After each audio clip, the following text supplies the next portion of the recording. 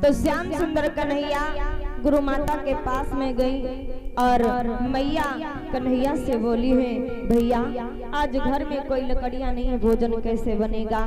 तो श्याम सुंदर से माता ने जवाब दिया है, सुनो कि गुरु पत्नी बोली एक रोज मुरलीधर तनिक इधर आओ।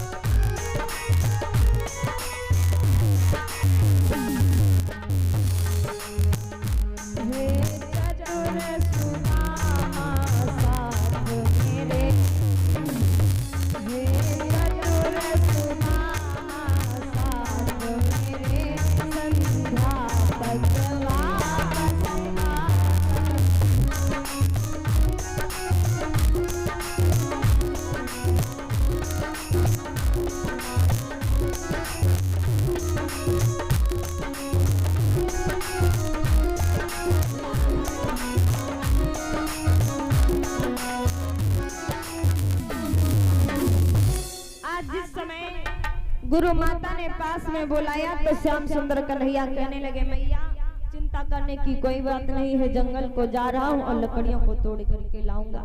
माता ने जवाब दिया, भैया क्या कह ले जाओगे? नहीं, मेरा जो मित्र सुदामा है उसके साथ में जाएंगे।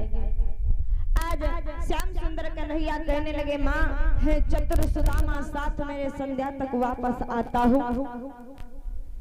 तो जिस समय श्याम सुंदर कन्हैया लकड़ी लाने के लिए चल देते हैं तो सुदामा को पास में बुला करके गुरु माता ने घर में थोड़े से चने रखे हुए थे, एक पोटली में बांध दिया। भैया जा, अगर भूख लग जाए तो मिल करके खा लेना। आज उस पोटली को लेकर के सुदामा जी चले हैं और जाते जाते श्याम सुंदर कन्हैया एक बगिया में पहुंच गए। अब सुदामा जी कहने लगे, भैया तुम लकड़ियों को तोड़ो और मैं चुन करके एक पास में इकट्ठा करता हूँ। कन्हैया पेड़ के ऊपर चढ़ गए, सुदामा जी लकड़ियों को बीन करके रखने लगे। माघ मास का महीना है प्यारे, लकड़ी लाने में मगर उन्हें हो गई शाम, अब पानी भी गिरने लगा, लौट न पाए श्याम। माघ मास का महीना था, जिस समय लकड़ियों को लाने के लिए गए तो प्यारे बगिया में एकदम से आंधी का झोंका आया और बारिश होने लगी। हुआ क्या कि वह माघ मास वह घोर रात पानी पानी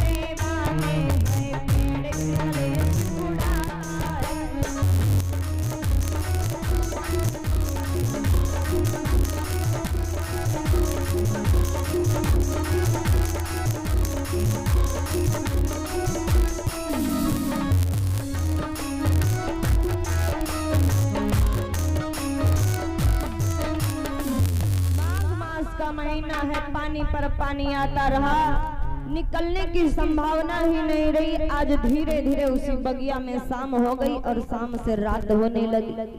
जब आधी रात का समय हुआ, ठंडी ठंडी हवाएं चल रही हैं, बारिश होने लगी। अच्छा, अब सुदामा जी के भूख लगी, विचार किया जो मैया ने चना दिया था पोटली को खोला है। और सुदामा जी जब उन चनों को खाने लगे तो श्याम सुंदर कन्हैया ने कटकट का शब्द सुना तो सुदामा जी से कहने लगे, भैया क्या खा रहे हैं? मोहन ने कटकट शब्द सुना तो कहा, भरत क्या खाता है और थोड़ा मुझको भी दे दे, भूखों दम निकला जाता है। इतने में सुदामा जी कहने लगे, कन्हैया अरे इतनी घनघोर बारिश हुई है, ठंडी ठंडी हवाएं चल रही, ठंड के मारे मेरा शरीर कांप रहा, इसलिए दांतों से कटकी आवाज आ रही और तुम्हें खाने को पड़ी। कपटी बोला क्या रखा है, दांतों को शीत सताता है, इसलिए तुम्हें खाने जैसा कटकट का शब्द सुनाता है। प्यारे, लेकिन भगवान कन्हैया सारी चाल समझ गए, भगवान से चोरी छिपती हुई नहीं। सुबह हुई, आज लकड़ियों को ला करके गुरु माता को दिया है। जब धीरे धीरे समय व्यतीत हुआ और जब शिक्षा पूर्ण हो गई तो श्याम सुंदर भगवान कन्हैया अपने भवन को आए। इधर समय व्यतीत हो जाने के बाद में सुदामा जी के वहां धीरे धीरे ऐसी गरीबी आने लगी कि दिन भरे बेचारे द्वारे द्वारे दाता दाता चिल्लाते हैं।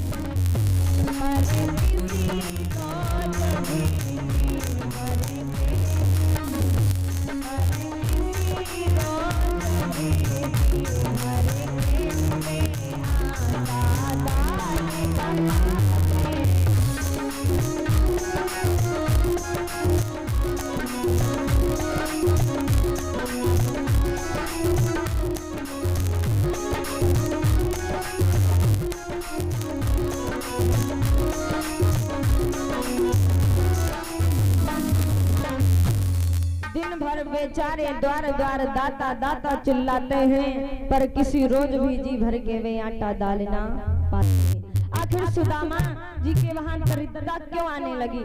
जो सुदामा जी ने चना खाए थे वो चना श्रापित थे भैया। एक बार की बात है, कुछ चोर चोरी करने के लिए जा रहे, चोरी करके वापस आ रहे थे और सुदामा जी ये दृश्य देख रहे थे। एक बूढ़ी माता के घर में कुछ लोगों ने चोरी की तो मैया की झोपड़िया में केवल चना ही रखे थे। अब माता ने देख लिया उन चोरों को चोरी करते हुए, तो मैया ने श्राप दे दिया, जाओ इन चनों को लेकर के तो जा रहे हो, लेकिन मैं श्राप देती हूँ, जो भी व्यक्ति इन चनों को खाएगा वो दरिद्र हो जाएगा।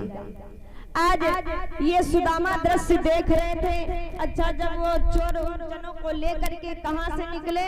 गुरु शांतिपन का जहां पर आश्रम था, और भूल से वे चने गिर गए। गुरु माता ने उन चनों को उठा करके घर रख लिया और वही चना सुदामा जी को दिया। सुदामा जी ने देखा तो विचार किया, क्यों ना इन चनों को मैं ही खा लूं। श्याम सुंदर कन्हैया के ऊपर ये आफत क्यों आए? मित्रता होनी चाहिए तो सुदामा की तरह प्यारी है। सुदामा ने अपने मित्र के लिए क्या नहीं किया।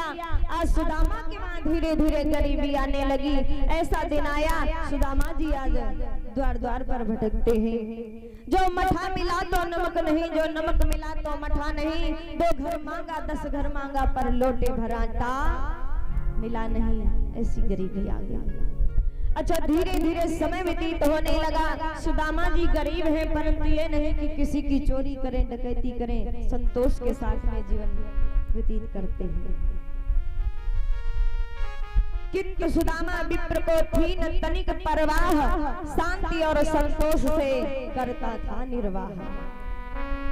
अगर भिक्षा मिल गई तो ठीक है, वरना कोई बात नहीं। और ये भी नहीं कि सबके द्वार पर जाए ना, सिर्फ ब्राह्मणों के वहां भिक्षा मांगते हैं।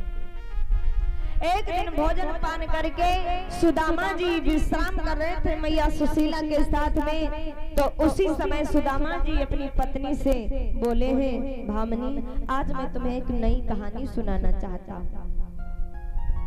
भोजन करके एक दिन लेट गए दुजराज, अब बोले सुनो सुभागिनी नई कहानी आज। सुशीला कहने लगी, पिया क्या कहना चाहते हो, सुनाओ। आज प्यारे तो उसी समय सुदामा सारा हाल अपने बचपन की बीती हुई कहानी को बताया है। हम तुमने भीख मांगते ही यह सारा जीवन काटा है, पर तुम्हें अभी तक पता नहीं इस विपदा का कारण क्या है। सुशीला कहने लगी, पिया बताओ। सारी कथा को सुनाया है। तो सुशीला ने जब सारी कहानी को सुना है तो सुशीला अपने पति से कहने लगी, स्वामी अगर ऐसी बात है तो जाओ श्याम सुंदर भगवान के वहां क्षमा याचना मांगाओ। सुदामा जी ने जवाब दिया, कहीं उसका नाम सुनते तुम्हारे मन में लोभ तो नहीं आ गया, क्योंकि वो राजा है, अगर जाओगे तो कुछ बना देंगे। सुशीला कहने लगी, स्वामी ऐसी कोई बात नहीं है। ब्राह्मण जी बड़ा दुखी हुए विचार करने लगे कि वहां पर जाने के लिए मेरे पास कुछ नहीं और मेरी ऐसी हालत है, पता नहीं द्वारिका के लोग हमें उस द्वारिका नगरिया में प्रवेश करने देंगे या नहीं। हाय सुदामा जी आज रो करके सुशीला से कहने लगे हैं, मैं चला तो जाऊं लेकिन एक कारण है, सुनो। कि ब्राह्मण बोले ले जाता हूँ पर रोक न ले दरबान कहूं।